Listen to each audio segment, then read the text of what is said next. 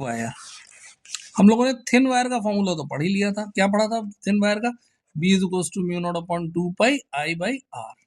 इसका derivation ampere law से पढ़ लिया था। अब ये थिक वायर का है, मान लेते हैं कि ये वायर है इतना थिक और इस पे I करंट फ्लो कर रही है, point is lying inside the wire.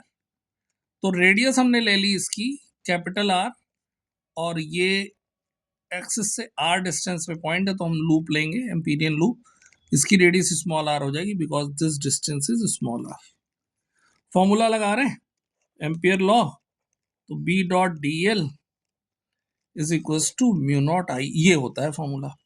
लेकिन जरा देखें तो एम्पीरियन लूप तो ये है, तो इसमें ये कितनी करंट इनक्लोज हो रही है? I तो पूरे में करंट थी ना, इस लूप के अंदर कितनी करंट इनक्लोज हो रही है, इसके लिए हमें निकालनी पड़ेगी current density J। J is equal to होता है I बाई A।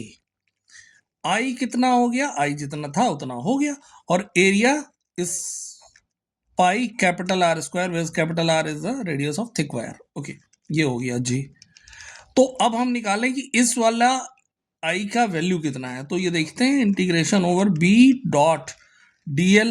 तो dl कितना होगा? इसकी लेंथ, एम्पीरियन लूप की लेंथ लेते हैं, ये हो जाएगा 2 pi R is equal to mu naught, और I कितना होगा? I बेसिकली करंट डेंसिटी होगी, और पर यूनिट एरिया में करंट है I into pi R square, और इतना एरिया कितना हो जाएगा? Pi small R square. तो पाई से पाई कैंसिल हो गया, तो B की वैल्यू आ गई, इंटीग्रेशन हट जाएगा, और B की वैल्यू आ जाएगी mu naught upon 2 pi R square, और ये आर स्क्वायर और ये आर, ये कटेगा और R बचेगा ऊपर और I बचेगा ऊपर। तो ये एक्सप्रेशन आ जाएगा। अब ये R से डायरेक्टली प्रोपोर्शनल है बाहर, मतलब बाहर नहीं, सॉरी, वायर के अंदर, और बाहर था R से इन्वर्सली प्रोपोर्शनल।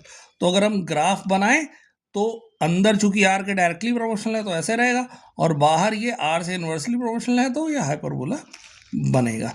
तो this is R, this is B, and this value is capital R. You got this? End the video.